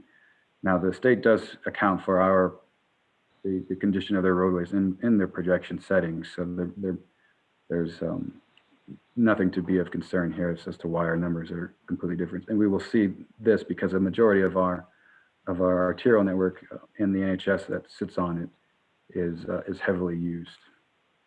There is a project on Miracle Mile, Oracle Road, that will help drive some of this pavement condition into better values for us. It's also important to note that there's only 54 center lane miles of PAG region roadways that are on the non-interstate NHS. For bridges, there are only nearly 200 bridges that in the PAG region that are on an NHS. We have right around 40% in good condition. This is based on surface deck area. The statewide projection is to have 52% of all bridges in good condition. On the right, we see a table for NHS bridges in poor condition. We see a sharp decline in the last 2 years of data, and that's largely due to the improvements made at INA and on the East I-10 corridor, beginning around Davidson Canyon, continuing all the way to Craycroft and New Wilmot Road with some of those bridge improvements. That concludes the infrastructure. We'll jump into the system reliability, which is travel times on the interstate and non-interstate NHS, and freight reliability on the same road networks. And we went through the same process to adopt these projections at the same time as we did the infrastructure. And there's only one that ADOT has revised. And that value is the truck travel time index, and that's a performance measure to track freight movement conditions. And they're projecting for travel times to get a little bit worse during peak hour for our freight users. And this is for, again, statewide projections. Originally, we adopted a 1.23 target projection, but they have revised that to be 1.35. In addition, the state has CMAQ related projections. There are no CMAQ projects in the PAG region, so our region will not contribute to the achievement of these projections. But this is for information to know that the state is trying to have this amount of reduction in emissions in the next 2 years. Looking at the travel time index, this is the measure that was revised. The state projects a 1.35 value. We are also seeing a slow and steady increase in the truck travel time for our region. The travel time index, if you're unaware of that metric, it's a way to compare travel times during peak hour versus travel times during free flow. And the closer the value is to one, the more efficient you'll be moving basically at free flow. So that we're seeing a slow increase in this, and it could be due to several factors, growth in the state and the industries related. There's also a lot of construction and roadway improvements on our interstate systems throughout the state and in our region. All could attribute to truck travel times. The data here, we don't have a value for 2016. We did our freight plan that used 2015 data, so we had that starting point, or that information, And then we started tracking for FAST Act measures in 2017 when the data was afforded to the state purchased the rights to the data and allowed for MPOs to have access to it. Here's a look at the travel time reliability for all users on the interstate. I'm sorry, on the interstate and the non-interstate NHS. We perform very well in our region, better than state projections for 2022. And that concludes my presentation. And to wrap up, the staff, we are requesting a recommendation to adopt ADOT's 2021 state safety projections. And I will now hand it back to you, Mr. Chair, for discussion or questions, and I'll remain on the line. Thank you. Thank you, Mr. Mitchell. Okay, this is an action item. Can I get a motion to approve ADOT projections? I would be remiss if I did not make a comment on behalf of my director that the word predictions would probably be better than projections, although I know that's not something that is up for discussion. May I just ask the one question, Mr. Chair? Yes, that's right. The non-motorized rates show a 2% increase, but if you look at the difference between the 2019 and 2020 non-motorized fatalities and serious injuries, we have had an appreciable decrease from 2019. And I'm wondering if perhaps that 2% increase is a little on the high side. Can that be described in slightly more detail for me? How that percentage went to? Yes, Mr. Mitchell, can you go to that slide?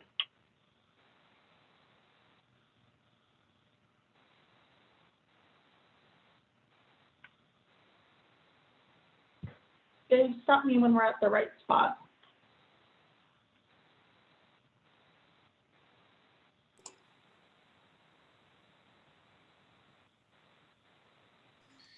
And Robin, while we're waiting, I didn't catch what word are you looking at that might be better than projections?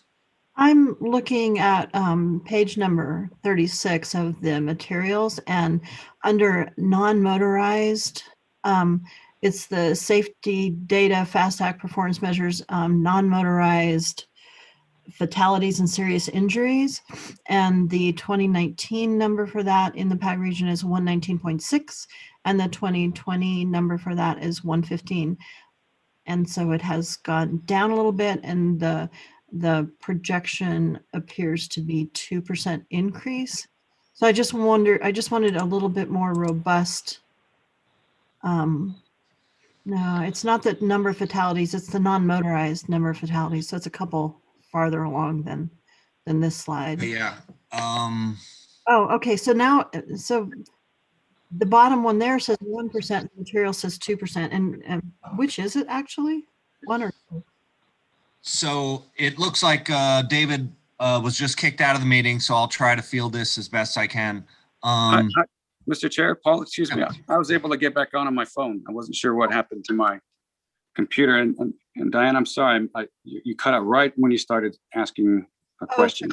So it is, I was looking at the non-motorized fatalities and serious injuries, and in the materials it says it's a 2% increase, but we had a decrease from 19 to 20, and I just wondered if you could provide slightly more explanation, and that's the non-motorized fatality rate. So it's a couple of slides from the one you're showing right now.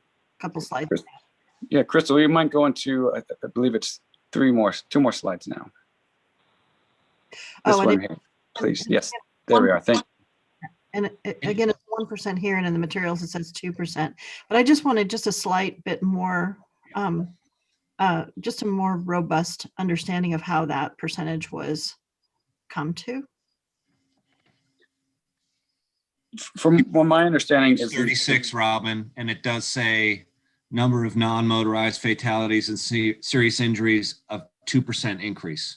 So that may be an error in that material. So let's just make sure that we've got the ADOT projections that we're asking for recommendation for adoption correct as we're moving forward. the materials may be wrong there. We'll confirm that. Okay. And obviously my preference would always be that it does not show an increase but a decrease. And that's why I was sort of looking at the 2019 number being higher than the 2020 number. So I'm wondering if we can convince ADOT to make that 0 at least. But anyway. Well, I believe partially they are seeing a reduction in these because of the COVID environment, and they don't project that to be the same case for this full calendar year, at least in the same way it had impacted the previous data. But this is also related to VMT, and when VMT changes significantly, then the rates will be completely skewed. So that was probably the most driving factor in terms of how data is used in calculating. And because of COVID, the state is probably experiencing a very different picture of VMT on their network, at least in their model design. Thank you, and thank you.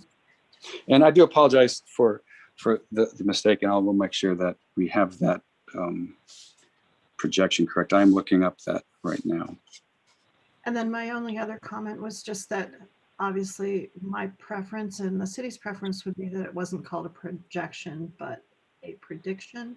And I know that's not something that we can fix, but it would be nice to have it on record. And that's a very good point. And thank you for that comment. The use of projection is more to describe of the way we work with data, but I could certainly appreciate the use of prediction, and we could use that in further discussion. Okay. Any further questions from the committee? Mr. Chair, this is Ursula Nelson, and I have a question about the safety information as well. And my question is just, so based on these types of reports, how do we use that? I mean, does that somehow inform some of the projects that we have going forward, or education, or how is that data translated into something actionable? That's a great question, and PAG is at the forefront of that and have been for quite some time. We currently have a tool called our Safety Explorer, which allows us to push safety condition performance data to our roadway network, and we can see it displayed in not only data tables but also on a map. So we can pinpoint where we're experiencing safety-related issues in terms of roadway segments, intersections. And that's using the region's adopted level of safety service metric. So there is a way that we are capturing the data for our region and using it to inform the process. And those tools are also available through the RMAP and the TIP project creation processes through our project portals. Thank you. Any other questions from the committee? Okay, this is an action item. I'll entertain a motion.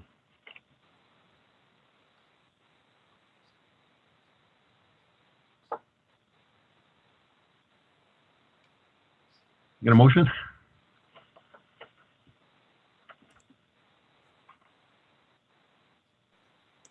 Hello, Mr. Chair. This is Anna. Yes, Anna. I make a motion to adopt the ADOT statewide traffic safety projections. Thank you. We have a motion. Can I get a second?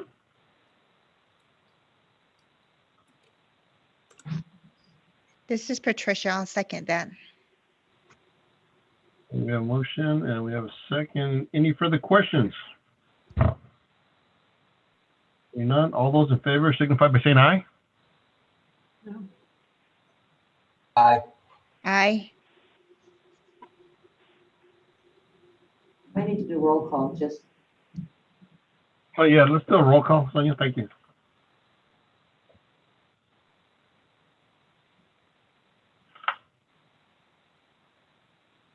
Okay, sorry about that. Let's go to Town of Oro Valley. Aye. City of Tucson. No. Was that a no?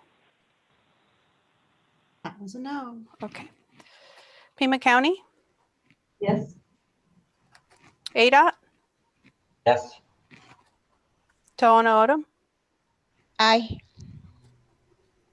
Tucson Airport Authority,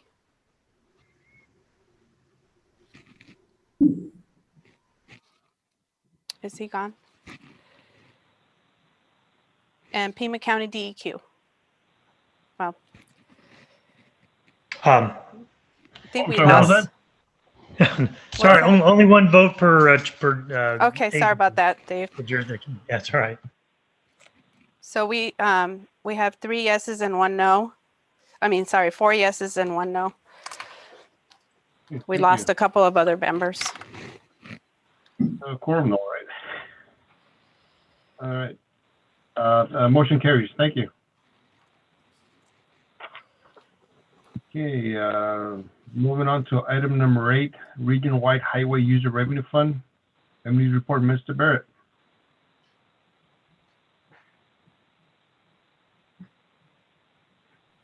At this point, you've got all the graphs and stuff in your packet. So I will not make a formal presentation, but we'll answer any questions you might have. Thank you, Mr. Barrett. Any questions for Ms. Barrett? Yeah, Mr. Chair, this is Catherine. I have a question. Yes, Ms. Good. Is there a reason we're presenting this data in a far different way than we've looked at it previously? Yes, because we did not release estimates for fiscal year 21. And that was because over the summer, we were at the very beginning of the pandemic. There was a lot of unknowns. And so we did not really feel confident in the estimates that we were internally generating. And so your report reflects the fact that there are no estimates to track against for fiscal year 21. Okay, but it would be correct, like, say if we're looking at HERF 12.6, which we used to see as its own line in the table, that for the purposes of the TIP, we assumed about a 20% reduction, but in actuality, it's coming in above even last year's. So there's probably a over 20% swing to the positive for that funding source. That is likely, yes. Thank you. Any further questions? Comments?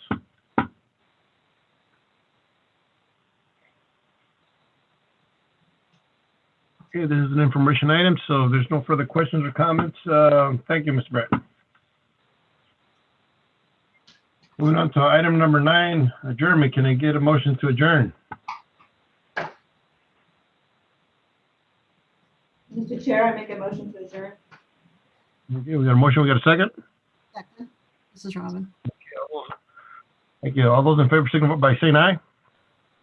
Aye. Aye. Any opposed? Thank you. Any opposed? Okay, motion carried. I'm sorry, I didn't catch the last one. I'm just joking. I was gonna say no just for fun. Okay. Do we need a roll call? Thank you. The motion carries. We are officially adjourned. Thank you all. Thank you all. Thank you. Thanks, everybody. Yeah.